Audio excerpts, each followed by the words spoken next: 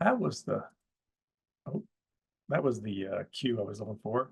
All right, somehow another Zoom has taken over my screen. There it is, I got it back. All right, welcome everybody to our July 2024 AA Technology Sharing Session. The idea for these sharing sessions came about during the 2023 National AA Technology Workshop. There was a common feeling that our community of technology trusted servants needed more frequent opportunities to get together and share our experience than just once a year. These monthly sessions are an attempt to meet that need. So I'm glad you're all here joining us, and I'm glad it's been going very well. And I want to thank Jacob for getting this started. It's been a tremendous help to a lot of people already, and I'm sure it will continue to do so. These sessions will always be the last Tuesday of each month at 7 p.m. Eastern or 4 p.m. Pacific time. The one exception is that our December 2024 session will be on December 17th instead of the last Tuesday of December to avoid conflicting with New Year's Eve. Today's session is a tool variety pack where you'll hear 3 15-minute presentations on 3 different tools. Those tools are the GlideApp, Slack, and Zapier. After the presentations, we'll have about 30 minutes for questions and sharing.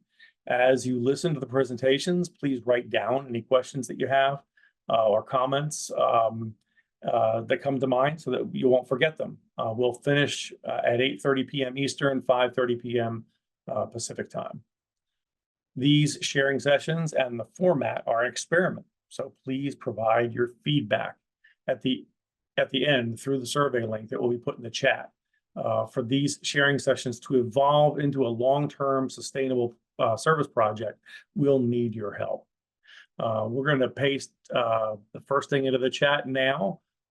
Please consider signing up to chair a technology session. I'm actually the first person, I think, to chair other than Jacob. And we're going to be rotating chair people throughout. So please sign up to chair. You don't have to have any special technological experience to do so. You know, it's just like AA. It's just each of us telling our story and sharing our experience using technology. So sign up to chair, sign up to present. It doesn't take any special skill to do any of these things. This will involve picking the topic and arranging the presenters if you're chairing. The steering committee will gladly help you with that if needed. And then you'll also do what I'm doing now, read the format and facilitate the session itself. While you're welcome to sign up to chair a month as an individual, please also feel free to take it on as an area or group of trusted servants. If you're available to chair a session or are interested in serving on our steering committee, please reach out to techsharing-sessions@gmail.com.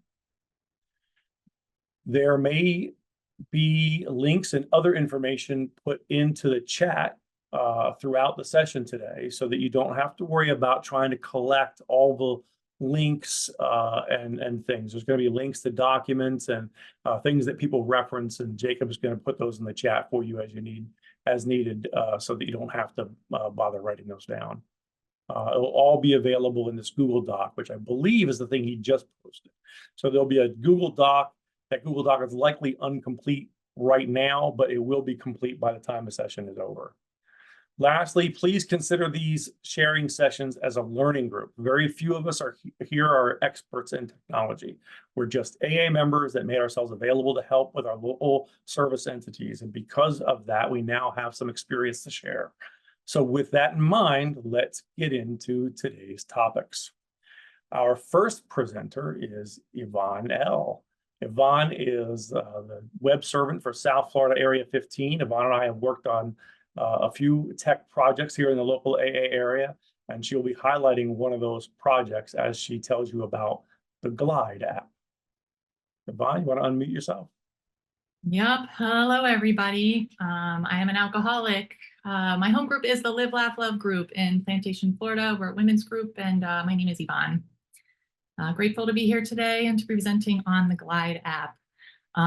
Yes, no expert here. In fact, I had kind of put the GlideApp down for a couple of years, and when I picked it back up, when Brian asked to do this, I found there's a whole new world of Glide. So I'm going to tell you a little bit about what I know, some of my favorite parts and stuff, and then we'll go on from there. So I discovered Glide in the pandemic because everything went online, workshops, sharing sessions, whatever. And I went to PRASA, which is the Pacific region it was a Pacific Region Alcoholics Anonymous Service Assembly, and it was online, and I stayed up till, I don't know, like midnight or something to go to this tech roundtable, and there was a woman there, her name was Alex W., and she was presenting on the GlideApp and showed how she used it in her area to give out lots of events and things were happening. So what is Glide? So Glide is a no-code app builder. You can make, build and publish custom apps, and you make them from spreadsheets that you either create or that you maybe already have. And you can just upload a spreadsheet and it'll make an app out of it. There's some tweaking you have to do, but it's pretty cool that you can do that.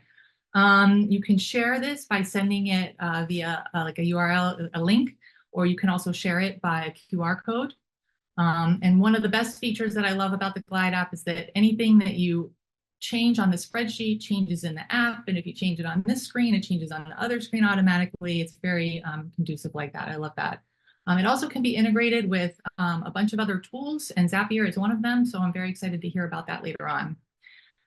So for me, when I heard about this, I thought I am a do it, trial and error, push all the buttons kind of person to learn. I don't really watch videos. So that's what I did. I said, let me think of a project so that I can start to learn how to use this because it's really neat. And so my idea was to make a GSR app for our district, for like to welcome new GSRs and to have, which I'll show you a little bit later if I have time. I put in information like the GSR kit and links to AA.org and things like that.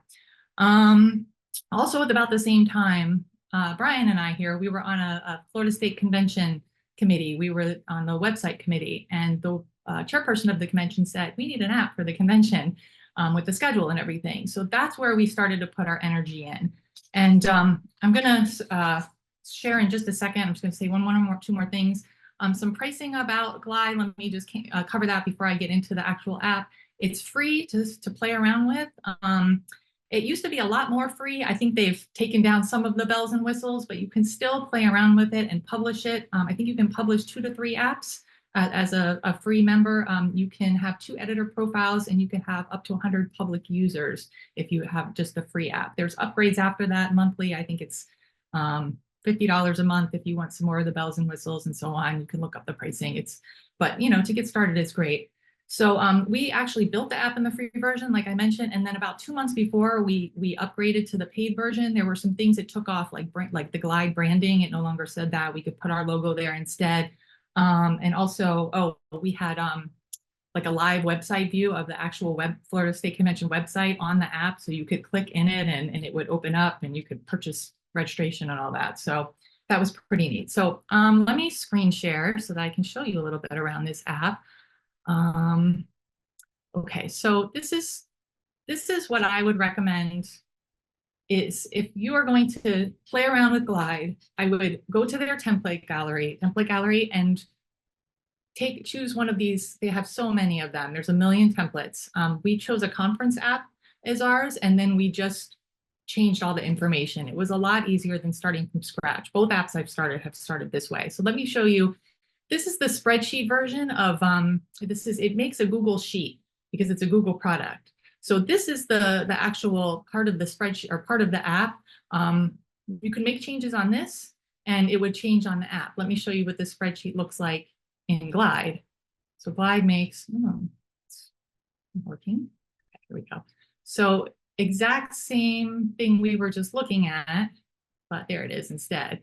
So there's a couple more things you can do in the actual Glide spreadsheet. You can edit some of these so that you can make them either a photo or the date or start time. And I can't do that in the sheets, the Google version of the spreadsheet, but on this one we can. Okay, so let's see. So going on to, let's go here. So this is the actual app that we worked on, or a version of it. It's kind of upgraded. So we had all these different over here. This is called your navigation tab, and this is exactly what links up to your spreadsheet. So if I go to the information tab on my spreadsheet over here, which here it is, the information here is going to look exactly like it does in the app. So see, the first line says chairperson's welcome to the 65th Florida State Convention.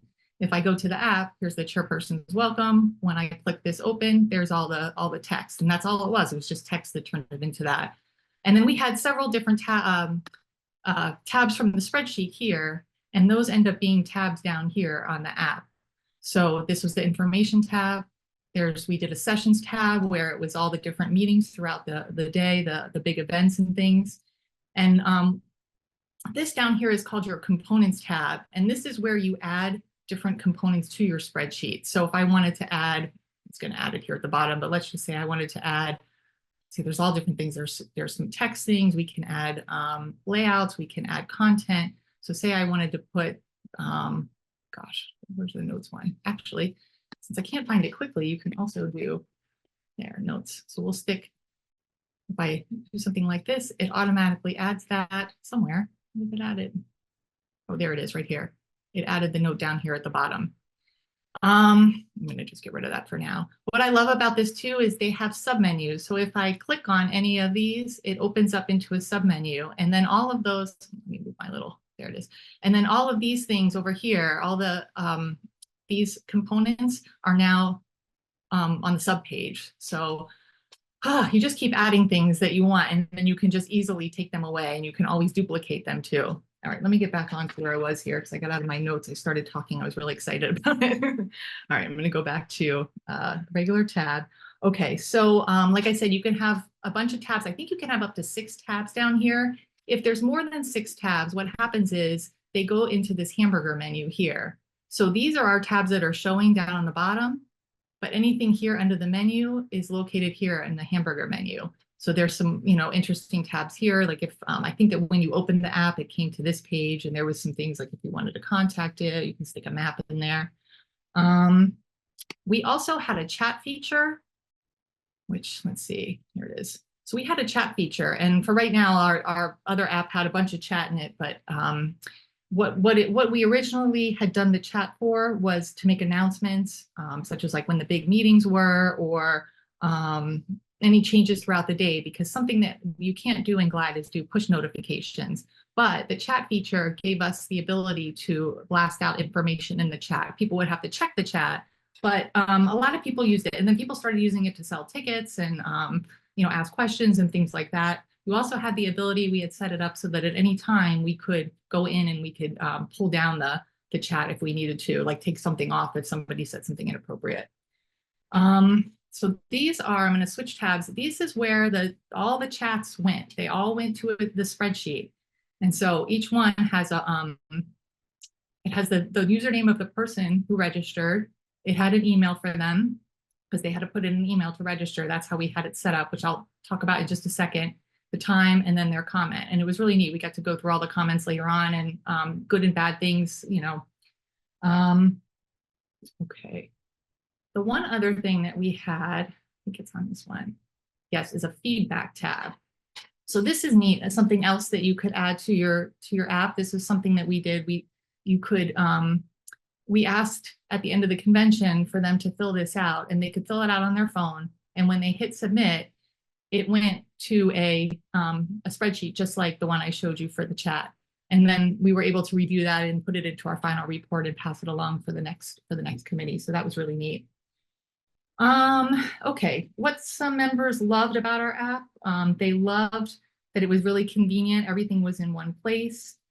They loved that it could be shared by a link or downloaded from a QR code. In fact, more than one person said to me, I'm so happy I didn't have to go to the App Store to get this because as far as I know, these apps do not end up in the App Store. Maybe there's a way you can get them in, but they're mostly just shared by links. Let me think. People said it was user-friendly. I mentioned instant updates. Anytime I make an update on the spreadsheet, it automatically updates in the app. And same thing for the people that are using the app. When you make a change in the app, it automatically will go onto their phone in real time. So that's what was so great about like the notifications. We could send it out and it would appear in real time. Some uses for technology in AA. Well, you could, I've thought of some things like I could do meeting schedules with it. I could use it as a resource library. I could use it to send out notifications or flyers or maybe newsletters if maybe the district or my home group, excuse me, had it on their phones.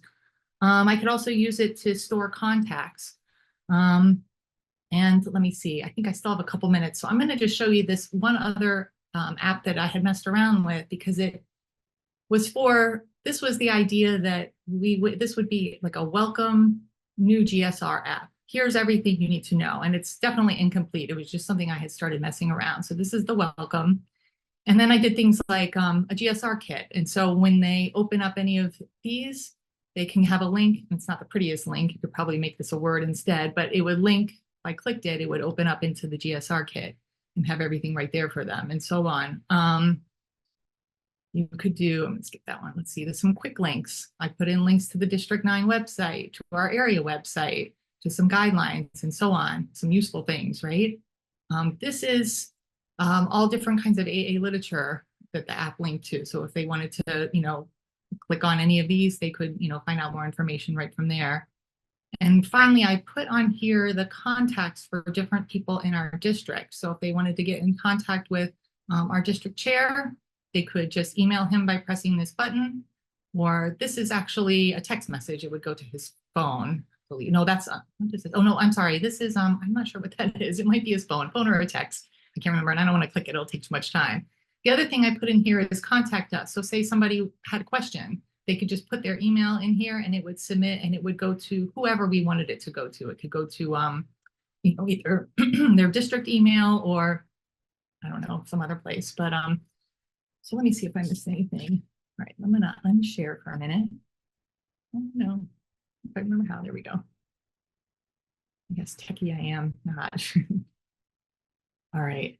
So let me think if I missed anything else. It's just one of those things that I think it takes a little bit of practice and messing around on, but I think that there's a lot of possibilities to use it at either the home group level, the district level, the area level, or maybe in your own personal life. So I think that's all I have to share about Glide today, but thanks so much for letting me be here tonight and share with you.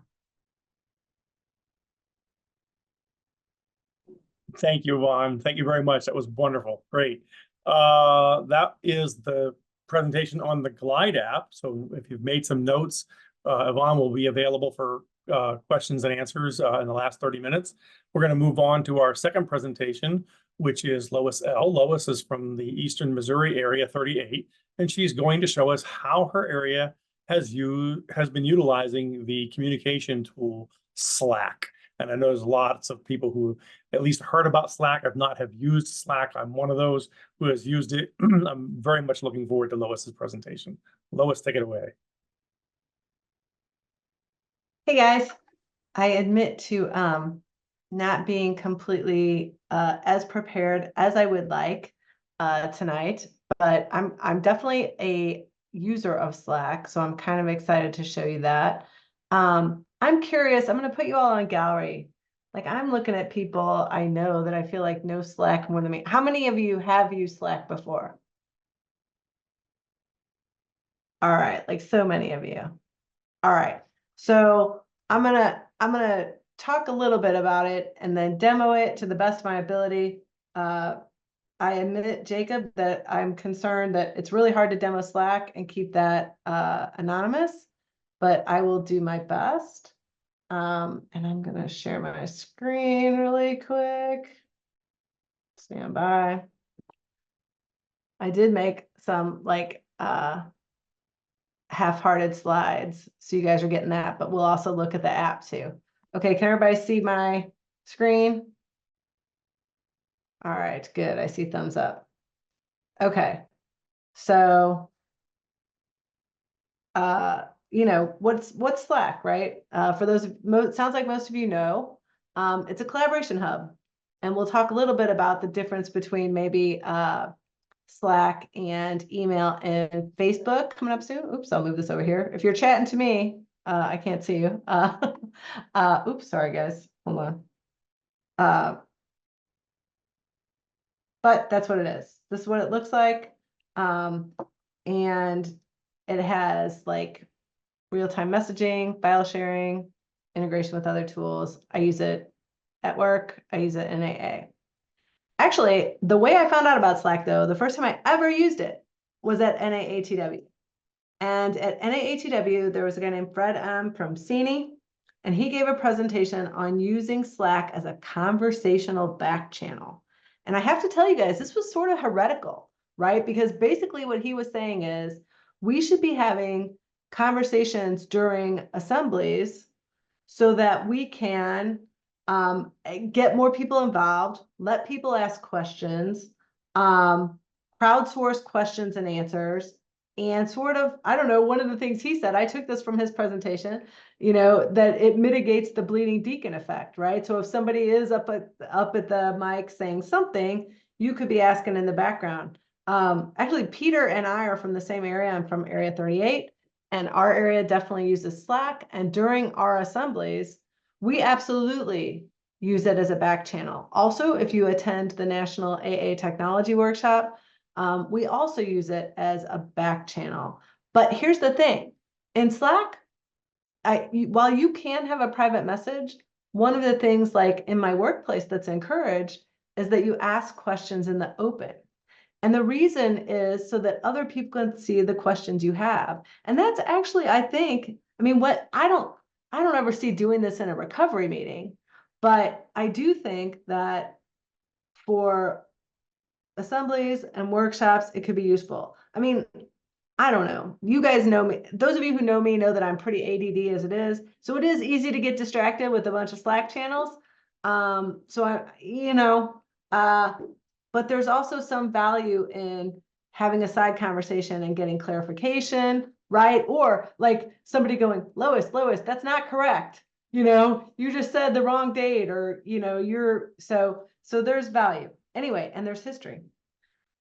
Okay, I don't think you guys need to see this, but really, like, email, Facebook, Slack, I would say, most of us in AA use Slack for real-time collaboration, right? At least it's great for running events, it's great for during assemblies, but then for my work, it's great for async communications, meaning that because I work in a remote distributed team, we can drop things and catch them later. Email is too one-to-one, right? So things are hidden and you can't find them. And again, it's not working in the open. And Facebook is social networking, but it's harder for everybody to join. So pros and cons. There is, I thank you, Sherry, and some of the rest of you who answered my questions. Slack, there's a free version of Slack, but you can also pay for it. And when you pay for it, you get some valuable things, like you get to maintain your history. And at work, I can't imagine not having history because we search through Slack all the time. And some of you have gone through this getting Slack for nonprofits, but when you sign up, you actually get the pro version, which means you get to maintain your history along with some of the other pro features. We'll have to look at those later. I'll tell you what they are because I'm doing a free trial as part of this demo to show you guys what I know about that. All right, and I put a link in this deck I'll share with you guys when I'm done. Slack is pretty easy to admin. I think at that NAATW, I became an admin of the NAATW Slack. I still am. And you can invite people via a link or using an email. And I think the link is kind of the cool feature because then people just click a link and they can join. I also should have said it works on desktop, works in the browser. There's also a desktop app and a mobile app, and I use both heavily. And it integrates with a lot of things. Actually, Josh, you might remember this. So at one point, I with a team of other AA members, we helped a group or proposed that a group could set up, do a digital strategy. And one of the things that they did was they used a product called Smooch, which I don't think it's even called Smooch anymore, but it's sort of like it supports real-time chat, like on their website as a chat tool. And they also had a Facebook page. And what we recommended to them was that they use the Smooch app to integrate into Slack so that wherever they were receiving real-time communications, they could then respond to them as group members within Slack, and everybody could see the messages that other people were picking up. Of course, it integrates with Zapier, with Trello, with GitHub, so you can have GitHub tickets, new GitHub tickets coming into a Slack channel, things like that. So That's kind of useful. Let's see, where are we? Oh, okay, now we're gonna do some demoing. Because since most of you guys know Slack, let's see, I'm gonna escape here so that I can share my whole screen. I like I said, I have concerns about this because I think that it's possible that we're going to you're gonna have to like anonymize this stuff. Jake, sorry. Okay. So in Slack, as you guys can see, these are all the different workspaces. You can have workspaces. I have many workspaces I'm a member of. Oh, this is what I was going to show you guys. So I did subscribe to the free trial in my business. And if you have Pro, you get to have your message and file history. You get to have huddles and apps and automations, right? So that's kind of a cool thing. But let's see, Lois's favorite things. If you've been using Slack for a while, you may not be familiar with canvases. Canvases are pretty cool. I would call a canvas. A canvas is sort of like, almost like a Google Doc. So like you can actually take notes. And here I have a better example of this. Let's see. I'm going to my Eastern Areas website, and this is so you guys know we're hosting the NAATW. Oh, I thought I had a good example here. Maybe not. Okay, well, let's just say so you can take notes, type, and then you can also thread those notes. So I could be like, at Peter, here's that note, and you can collaborate on the notes. So the nice thing about a canvas is that you can work on it together, similar to a Google Doc, but it stays within like a certain channel. So see, I'm in a specific channel right now. That's what this is with the little pound. It's a channel. So I actually like canvases. I like that you can use the thread or the comment feature within canvases. And you can also look at all of your canvases by simply going over here, looking at canvases, and you can see all the canvases that exist, right? So here's one, right? So I actually find that to be a really useful feature. I'm going to show you guys something else while I'm here. Well, and Sherry said she uses lists. So look, this is interesting. Lists aren't here. Okay, so let's see if lists are here. No, hey Sherry, what do I need for lists? I don't know. Oh well, I know I've seen them somewhere, but only in my work. So I don't know. I don't know what I need for those. But lists are also a new feature that you can use. Let's see, what else can I show you guys? Let me tell you some of the things I do. So if I'm in a busy channel, like Code for Recovery is a busy channel. But I'll stick with my area, right?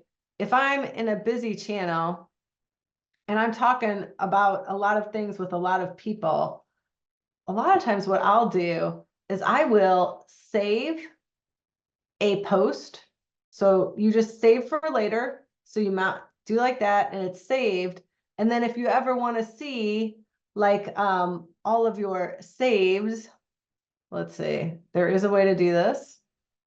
Now I thought I could show you guys how to do it. I thought it was here. Look, everybody, I know everybody's trying to help me at this moment because I can't remember how I find my saves.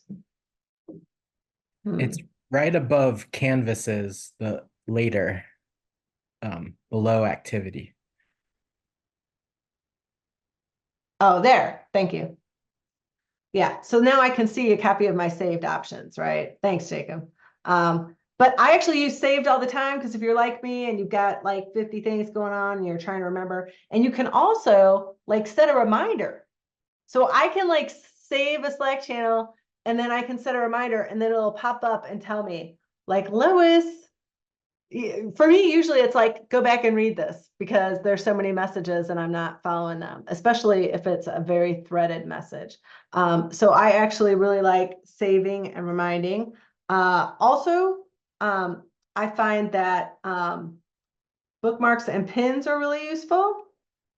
So Ooh, Josh just put something cool in there. I don't know what that is, but bookmarks and pins are available within any channel. So these are all channels. Okay, you can create channels, but if you're trying to save like something that people might use regularly, maybe it's your assembly agenda, maybe you have specific notes from a committee, you can just put a link up here, and it can be any link.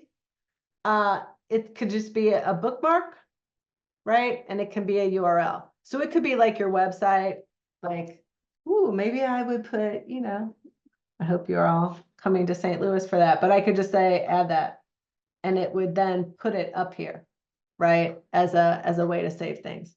You can also pin. So if you have like, here's what we're doing, guys, here, you can pin things to the top of the channel. You can see how it kind of goes away. Like if you scroll, it disappears, but if you need to see it again, just bring it up here. Well, and I use drafts and threads all the time. Drafts because, again, I'm pretty ADD and I start writing something and then I don't finish. So I need to go look at it, but that's nice. It saves it. Well, if you guys saw my work one, you would see like 5 different like drafts that I have forgotten to send. And threads is good because if I've had sub conversations, I can see. So here, like, here's the one where Peter and I, right, had that Peter, thank you so much for making my demo good. Like had a sub conversation and I'm in that thread. Yes, perfect. And there's a couple others, right? So I actually use threads, unreads, drafts and sent all the time. Okay. All right, well, I've got you here, Peter. So huddles are I used to not use huddles at all. And I thought they were I was like, oh, they're just trying to get in on the like Zoom game, right? That Slack was trying to get in on the Zoom game. But let me tell you guys, I use huddles at work quite a bit, and they're actually pretty useful. So let's see, if I want to huddle with Peter, I can huddle with him, and I can start a huddle, and he might be down here. And one of the really cool things is you can like share your screen. So Peter, like I'm probably going to create, let's say I'll do this. And you can even record these things, right? So I don't know what you guys are seeing. Can you see? Let's see, I think that might be the Zoom thing now. Oh, there's Peter. You guys see Peter? Okay, cool. And you see our shared screen. Yep, I'm moving this around. And I have used this feature to record a screen with myself, to record a little video and drop it in to Slack so that I have something to record. So that's kind of a useful feature. I'm going to leave, Peter. Bye. Oh, you guys also need to know that if Peter leaves, there's Slack hold music. There's a whole article in Wired on Slack hold music because it's like a phenomenon. So you guys need to know about that, Peter. All right, I'm leaving. All right. What can you guys see now? Are you guys still looking at Slack? Okay, good. And I don't know how much more time I have. Are you okay? Just 1 minute? Oh shit. 3? Okay. All right. Did you know that you can DM yourself? Okay, you can. And if you're like me and you need to like keep notes, I recommend that you DM yourself and just say, like, Lois, don't forget this.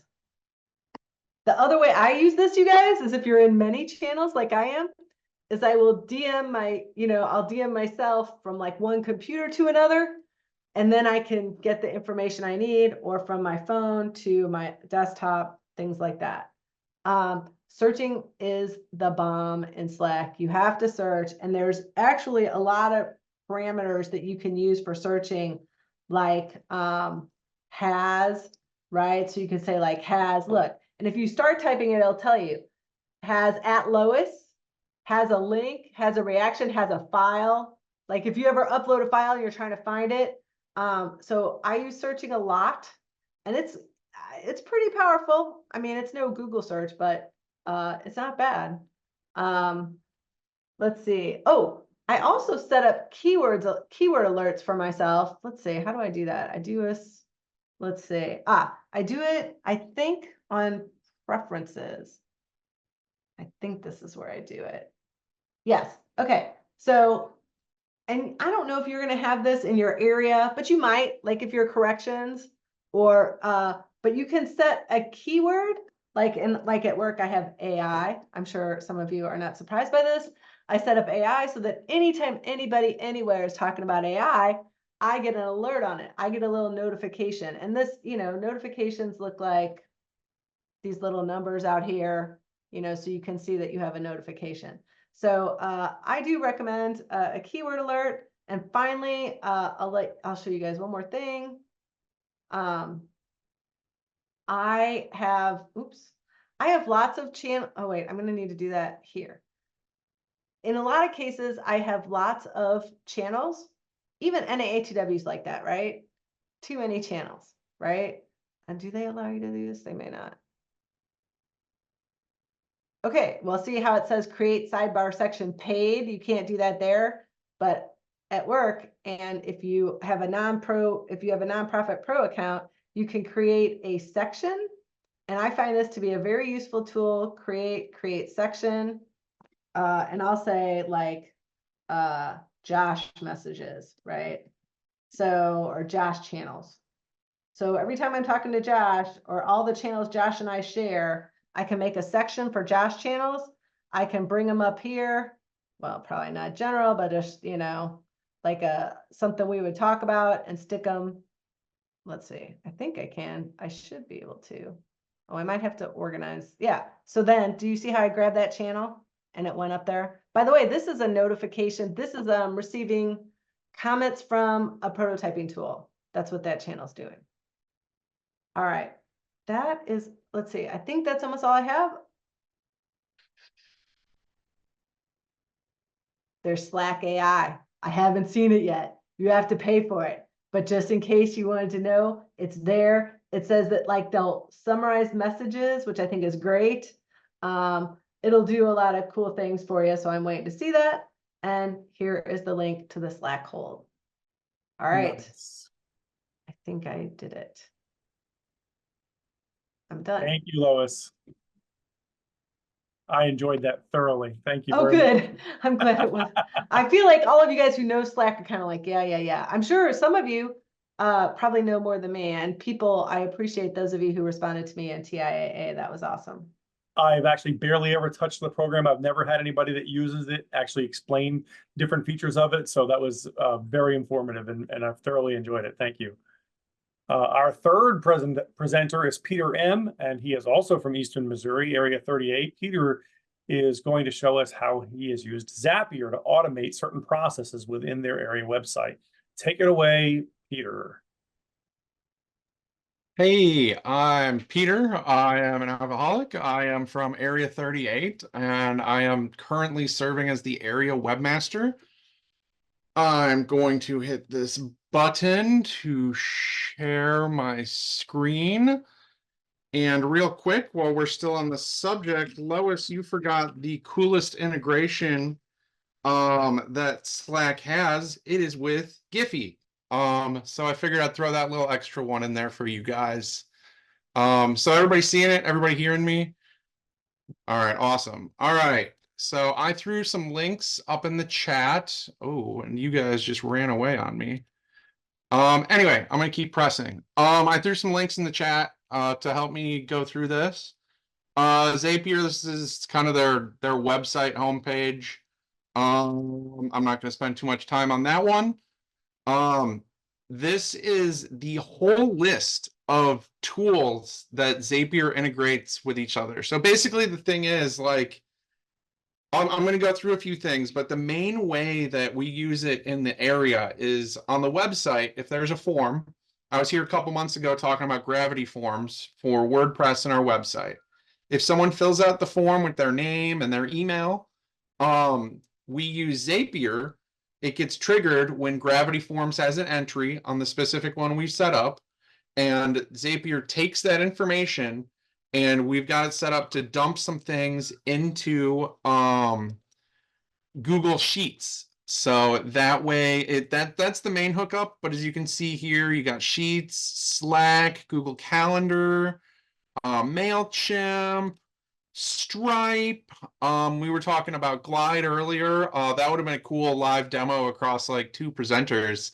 But sadly, that's not the case. ChatGPT, Facebook, Shopify. I'm pretty sure if you can think of it, you can do stuff with it. So I dropped that link in chat already. And it's searchable. So we're gonna talk price. Free. Automate basic workflows with 100 tasks per month. At the area level, we use the professional level just because I think at the free level, they limit you in the number of zaps as well as the number of tasks.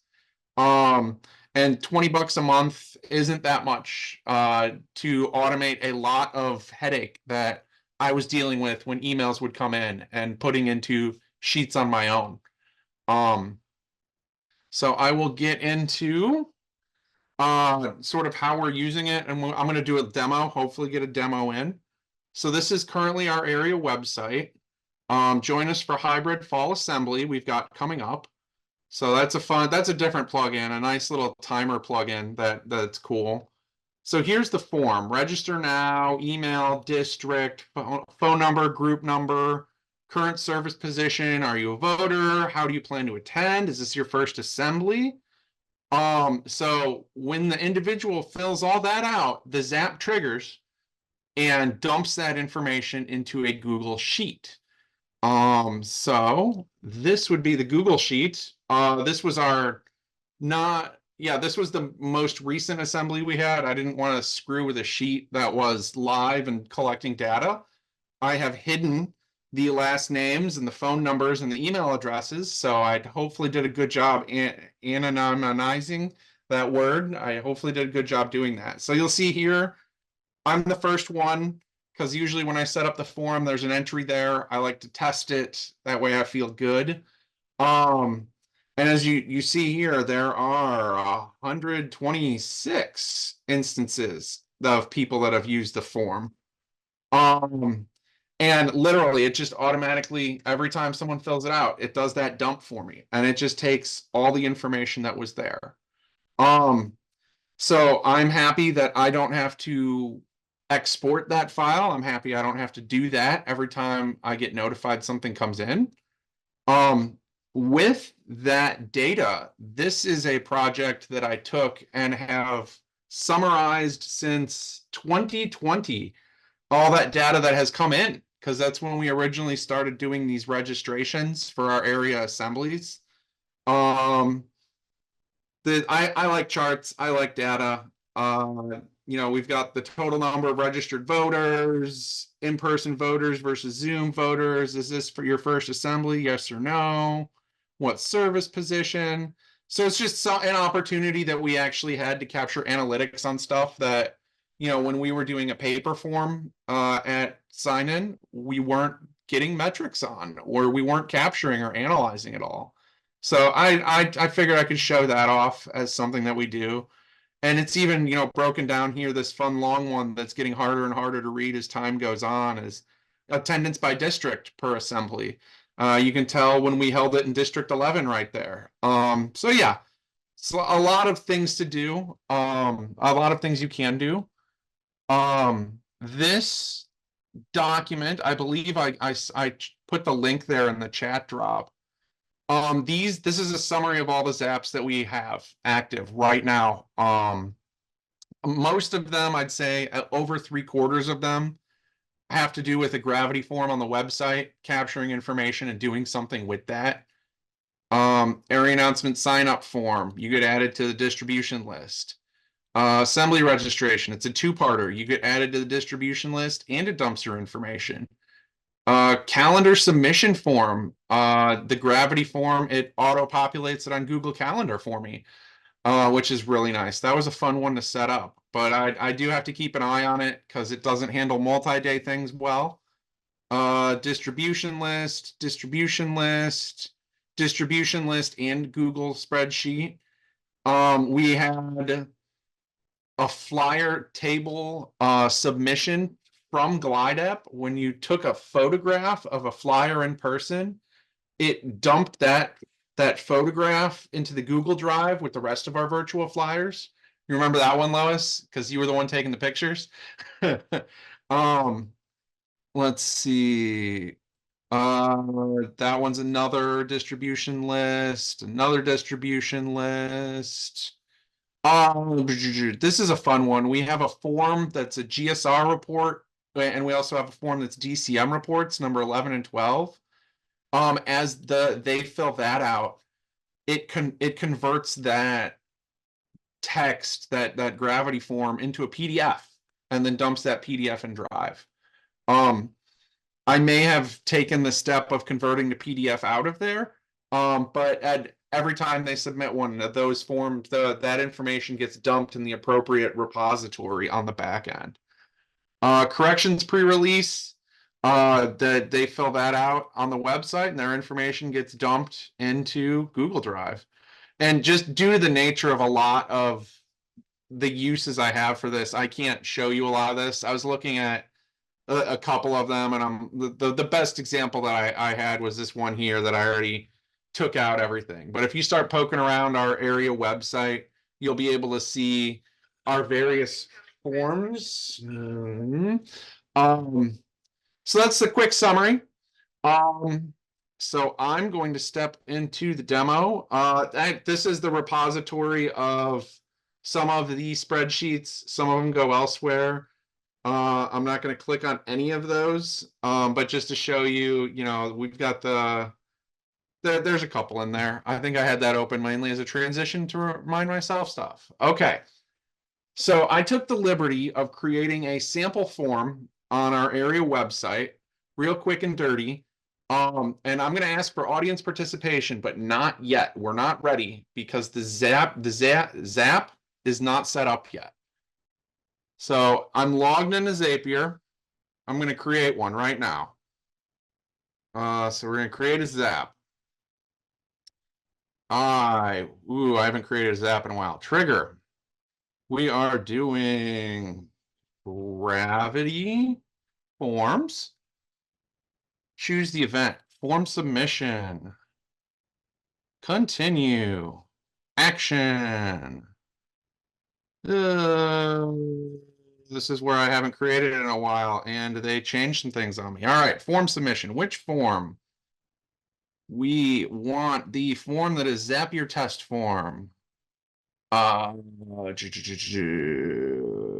forget what to do in this, so we're just going to say that. We're just going to say Zap demo. And we are going to, I need to fill this form out so that there's some information there in the first place. I don't think it likes completely empty forms because the form has never been used. So we did that. All right, so the trigger, we are going to, now that we've got in Zapier, I've told it to look at that form anytime someone fills out that form. I haven't told it to do anything else yet, so we're going to test my trigger. And all that gobbledygook I just typed in, Peter, I wish I had more time. I mashed a keyboard. So it is working. It has pulled the record in. Our next one, we're going to link it up with a Google Sheet. This is fun. We're just going to create a row. And choose account, webmaster. It's Continue. clearing the spreadsheet row though, Peter. Will it clear the spreadsheet row? Clear. Yep. Create. Thank you, Lois. Create row. It's been a hot minute since I've created one from scratch. So Google Drive. You should remember where I put this. My Drive. Spreadsheet. The demo. Worksheet. Sheet 1. Okay. And on the sheet, I created this ahead of time as well, so that Zapier knows what it's looking for. And I name, choice, options. I threw a couple other headers in there because I wasn't sure, didn't remember. So name, Peter. All right. Choice. Choice. It's in here somewhere. One thing I wish I had more of. Time. And did I have other? Where's my gobbledygook? There's my gobbledygook. Okay. And I can do any combination of that. So let's do that. I'll put a semicolon in there. I will pick my gobbledygook. And I'm going to hit continue. So it's just reviewing, hey, this is what you created. So let's test this. And let's hit publish. My Zap is on. All right. Ooh, I could have transferred existing data. So have at it, guys. Start using the sheet. And we can kind of see, yeah, Brian. Okay. Brian's in there. Thank you, Brian. And as I set it up, I also set it up so that your name, semicolon, space, and he wants more money. Oh, don't we all? So I'm not sure if I will be able to see things live as they pour in. I'll come back to that. So we are done. How am I looking on time, Brian? 5 minutes? Okay. So this is I showed you the list, this summary list here that is my way of organizing it and having a quick offhand. This is the back end of Zapier. Where's the one we just made? Just now, Untitled Zap. Awesome. Let's title this bad boy. That way I know how to delete it later. Zap demo. Enter. All right, cool. Go back to Zaps. And like I said, a lot of these, as you can see the icons, that's the Gravity Forms logo on the first one. That goes to Google Groups. We use Google Groups to manage our distribution lists. Some of these two-parters, Gravity Forms goes to Google Groups, dumps into the Google Sheet. Gravity Forms goes to Google Drive, goes to Google Calendar. That's a fun one. Like I said, it takes a little bit of trial and error. And even after me, doing testing, the initial data input from real users, I get to tweak and refine all those fun things as there are, uses I didn't quite count on. So that's sort of in a nutshell. And as you can see, a lot of it is Gravity Forms to our distribution lists and groups. Let's see the history. Most of our use comes from, oh, yep, there's our uses flying in. Thank you, guys. Wow, all right. I will get back to that in a minute. Let's see task usage. And I'm going to open that up if I can. Let's just do the whole dang year. If it'll let me. I need to put an end date in there. Of course I do. Thank you, computer.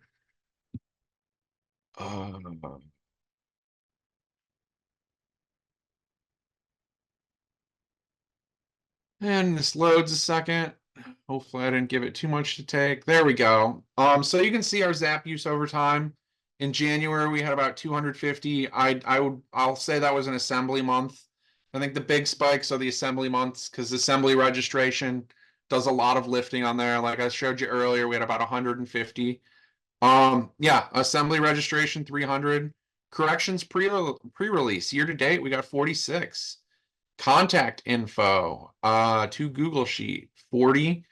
And I guess this just sort of gives us an idea of where we're at. If we were anywhere close to hitting the over here 750 a month, what we're not near that, thank God. That was also sort of another reason that I listed out the Zaps in the way I did, so that if we had to start picking and choosing or combining things as we got close to that limit.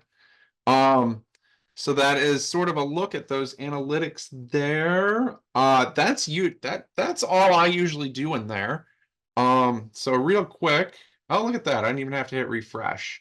We've got all our stuff. Do I like pie? I do like pie. You wish you could clone yourself.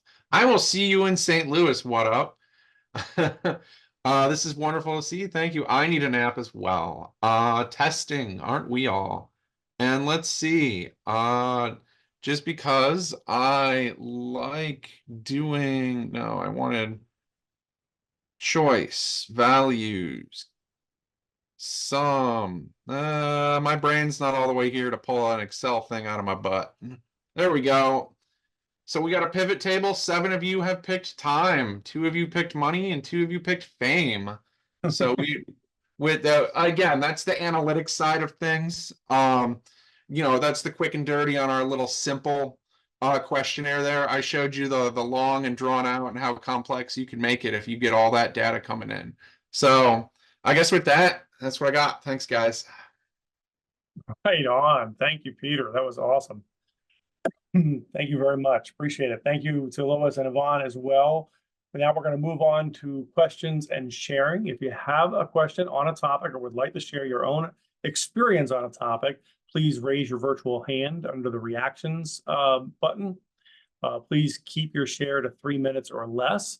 If your share does not reach 3 minutes, I'll give you a gentle reminder to wrap up, or it does reach 3 minutes. I'll give you, I'm sure Jacob will give you a gentle reminder to we're going to start with Brett. He's already got his hand up. Go ahead, Brett.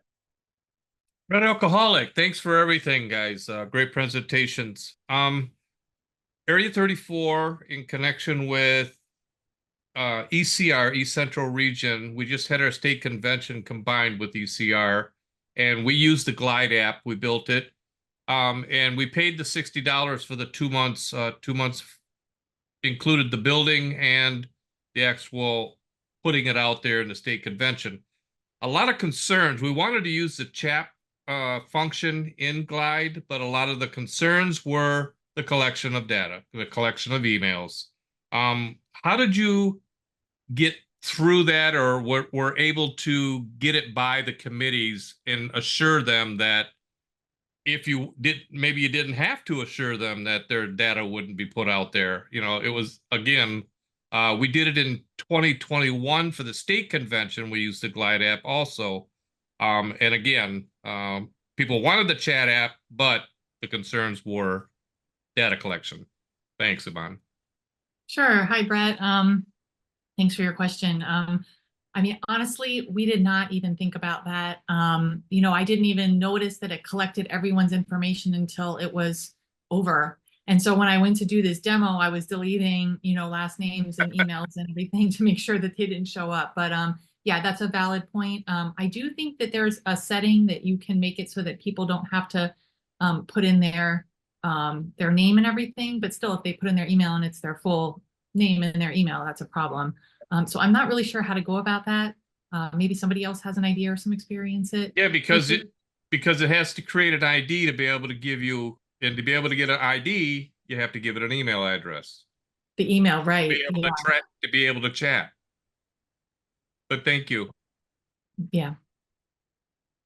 Oh, good, Karen. Yeah, let Yeah, Karen I just talk about it. wanted to, I think that it can use anonymized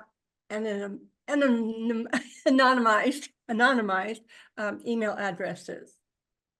At least it used to. It's changed so much. It's changed so rapidly. Have you tried that or looked into that? I will take a look at that for the next one. Thank you, Karen.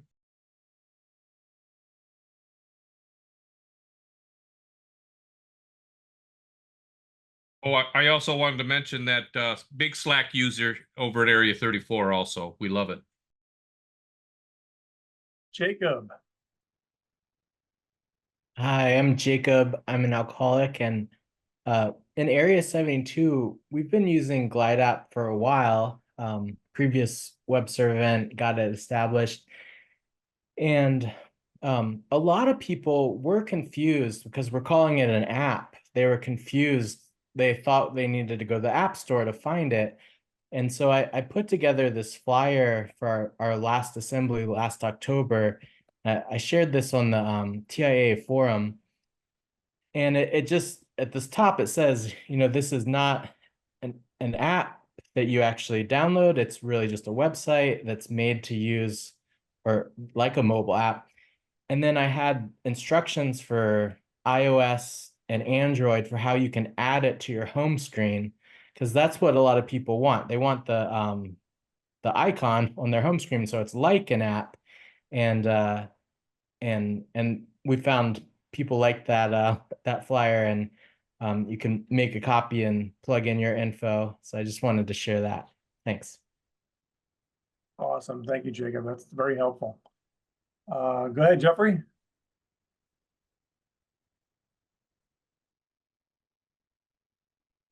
Hi, Jeffrey C., Area 42 Tech Chair. My question is for Lois. We're exploring a communications platform, and we looked at Slack, we looked at Pumble and some other ones, and I just wanted to see what you guys encountered for cost. Did you say you use the pro version, or you're using the free version? Well, my area is using the free version, but my area could sign up for Slack for nonprofits and therefore use the pro version. And I really think my area should do that. So my question is it per user? Because we have a large area, and so the free version only has a 90-day, messaging that just they save the data for 90 days. So that was something that pushed me away from that and towards Pumble, which was free, and they would save those things. So I was wondering about if it was what, with the nonprofit discount, what is the per user cost? And my next question would be, how did you include the Spanish community if that was an issue in your area? Okay, so we're not good at including the Spanish community in our area, so we don't have a good answer for that. I mean, I suppose I've been reading in the background that I can connect OpenAI to Slack via Zapier, and maybe I could do a translation there. But if you go with the nonprofit version, it gives you pro, and pro does give you history, and pro does not, and it's free for nonprofits, so it doesn't matter per user. Oh, okay. Wonderful. So, I mean, I think that's what I would do. Sherry, do you guys do that now? You have pro, right? I'm sorry, I'm just going to ask Sherry because I think the western half of my state is more advanced in this area. Yeah, in fact, we started using Slack just before COVID hit, and the same thing for background checks with tech support. The pro version, we haven't found any limits yet on it. And you can we have a TechSoup account, so we went in through that way. And that set it up a lot easier with Slack to get to the pro version. The other, we're starting to use it more. One of the things I don't think I heard Lois mention was with the pro version, there's the ability to make lists. We were using Trello, and we have kind of abandoned Trello because of their costing tier set that we were limited to 7 primary users. And the other thing is when we get like a meeting change, we've set up a channel specifically for meetings and one for events and one for emails. And so when somebody wants to get on an email list, they send it to an email that is attached to the list and the channel in Slack, and that notifies the admin I've got something to do. And the same thing with our meeting changes. It goes into a specific channel on Slack and notifies them, and they can put it on a list in progress and move it to a done when they're finished with it.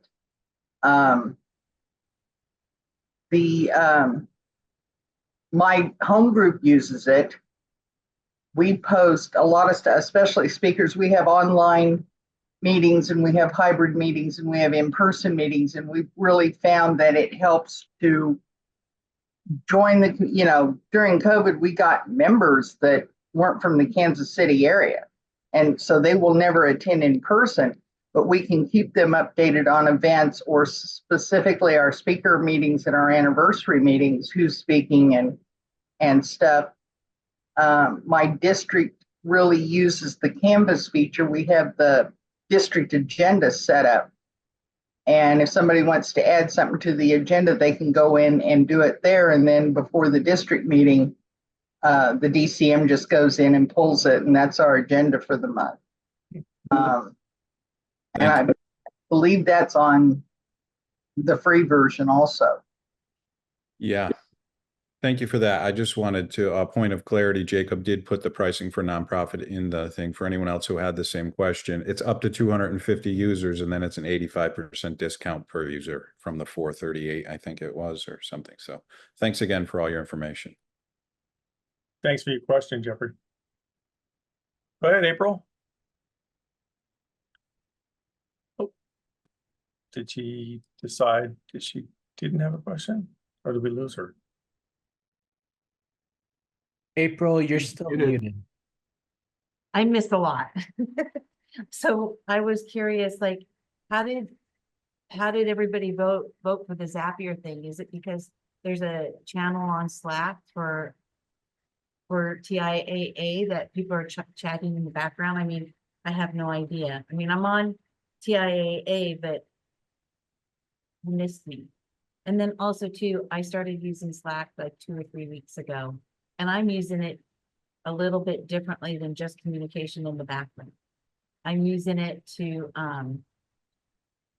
I think to team build, actually. I can show you how I've been linking things up to the meeting guide app. So when there's things that are changing there from my meeting people, I can see what's being changed. I can assign stuff because I have new people because I just switched over committees. So I need to train people. So I have a meeting admin, event admin, an email admin. And so when those are coming in right now, I'm tagging the person that I have the private channel to. And, you know, I'm making a private note with them saying, okay, I'm going to use this to train. I'm not expecting them to do this right away. I mean, I'm just learning right here, but that's how I started using the Slack program. Very good. Thanks, April. Sean? Well, and Was just there for a question? clarification, Yeah. just for I clarification, had a question about April. the Zap thing. How did? Yeah, so Peter had posted a link in the chat for Zoom showing that's how we were signing up for that form, and that's how, so it was just a demo, but he had posted some links in the Zoom chat to lots of channels. What you're doing with Slack sounds interesting, April. So, you know, there are future tech sharing sessions that will take place, and it might be very valuable for everybody to actually see how you're using it, as you suggested. So please stay tuned to the TIAA forums feedback and the feedback form that Jacob has posted to the link, because we'd like to get maybe get you in to demo that for us as well. Sean? Yeah, my question is along the lines, and particularly regarding Slack, but really all three technologies. How have you dealt with the inherent resistance that one often encounters within AA? I mean, myself, you know, honestly, at the last NAATW workshop, I begrudgingly downloaded Slack just because I don't want to be. I deal with notification fatigue, and it's like, "Argh." And you know, meanwhile, within my own area, I'm struggling with people who can, you know, barely log into their Google Workspace domain and check their email, and struggle to deal with, you know, just, you know, operating like a Google Doc. And I just have visions of their minds exploding if I were to try and foist Slack upon them. So just kind of help me understand the learning curve in the deployment process. I mean, I would tell you that it's funny, I should have probably shared this. We created like one for us, a tech workspace, and then we created another workspace for our area. And I had visions. I mean, I thought, well, and I made like a channel for like GSRs and the Gratitude Gazette and Grapevine and CPC. And I mean, I set it all up. I was sure that they would all just get in there and start talking to each other. And that did not happen. it did not happen. And so my own experience is it works best for teams that are working together. And so what you might be able to, you might be better off with just like, okay, maybe your tech committee uses it, right? Because they need to. And then maybe you get, I don't know, a really active PI committee. And they're like, hey, we need a way, and you'd be like, oh, well, we can just add you to Slack, but I haven't had success. I don't know, maybe somebody else has. I mean, shoot, we're beating the doors down on TIAA for that matter, Thank you, Lois. Stan? Yeah, the Area 26 we ran into the same thing several years ago. And it's just funny. We just opened up Google, for the committees. And it's kind of like it took a while, but it seems like the second generation of chairmen more readily adopted it. And now we're into our third generation. So it's you put it out there and start using it, and little by little we come along. Now go figure, Kentucky's ahead of some people. Oh my God, thank you. Thanks, Stan. Cheryl? Now, the best thing that I can think, my home group is really old and we have a lot of old people in it. And they seem to have picked up on the ability to use Slack easier than they do email. And I'm not sure why, but I've got 70-year-olds, 80-year-olds coming in, and they can post a message on Slack easier than they can figure out how to send an email or something. To them, it's like a glorified text. So I don't think your learning curve would be that much. The other thing we liked was you have to have an invitation to join. So it helped with their concern about who was going to bounce in that wasn't supposed to. And when I clarified that, then they were, yeah, okay, as long as somebody I don't know can't get in here, it's always going to be group members, or it's always going to be area members, or whatever. That security helped get over a lot of those fears.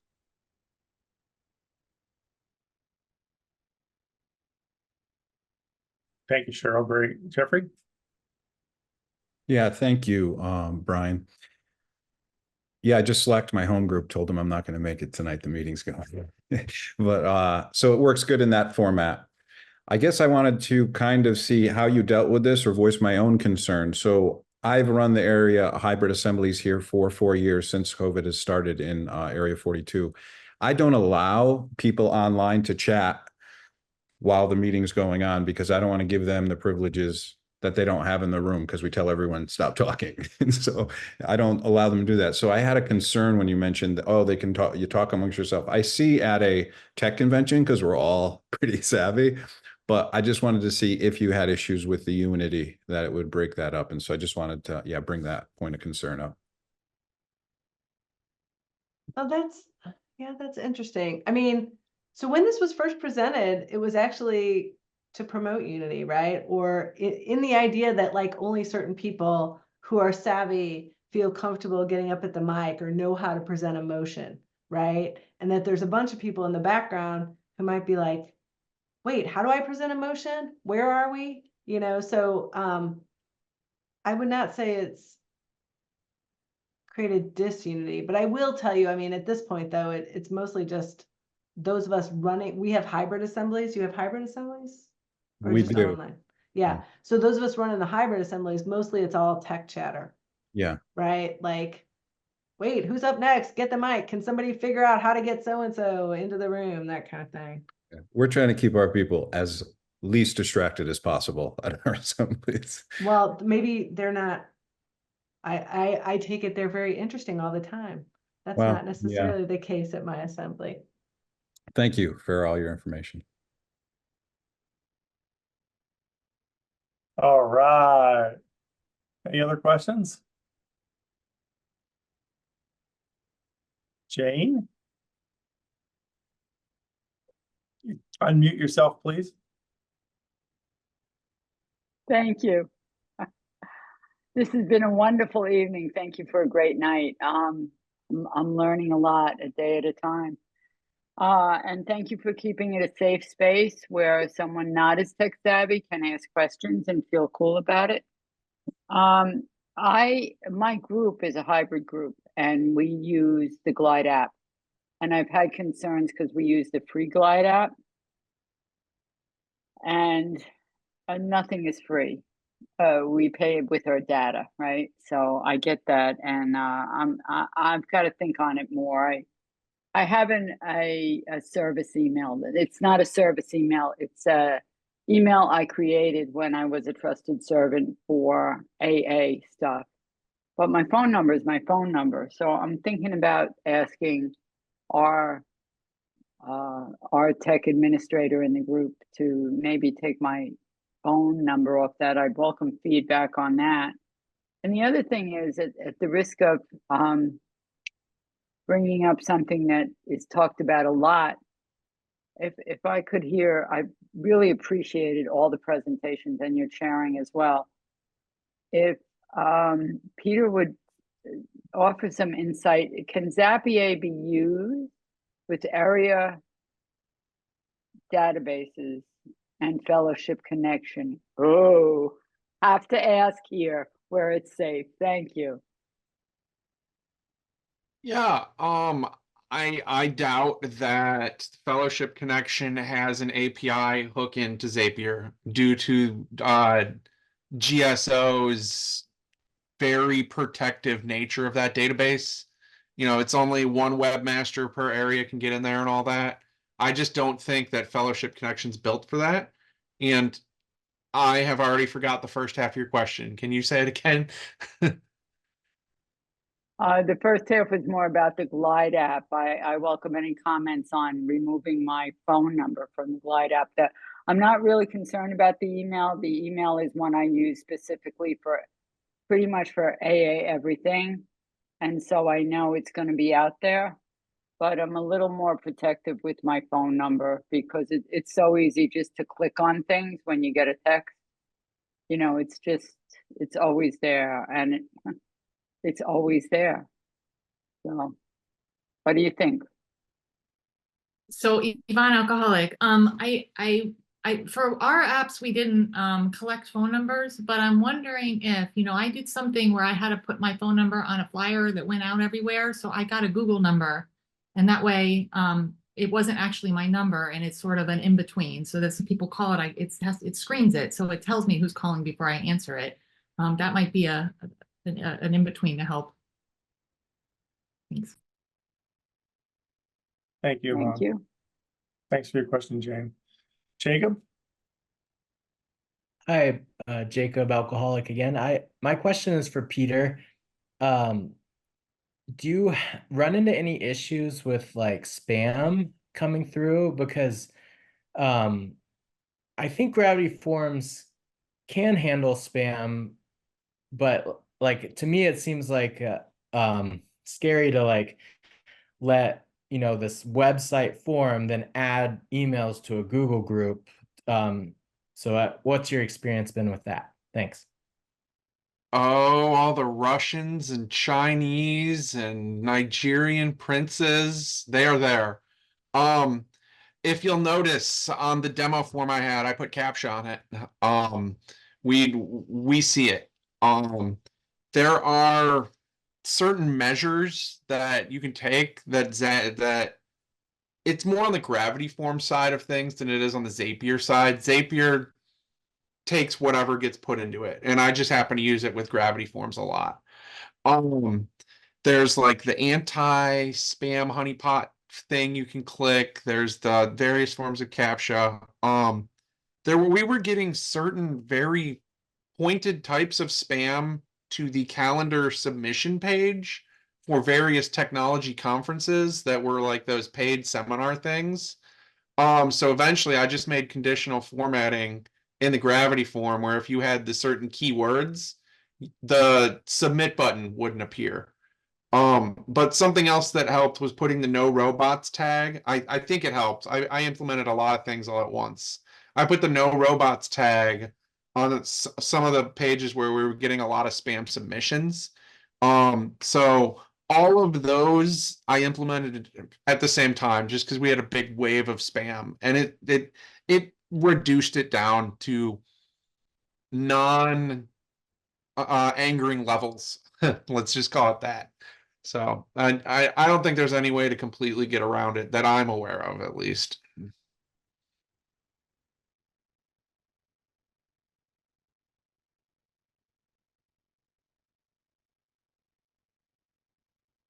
I mean, the Zap is cool for the heavy lifting though.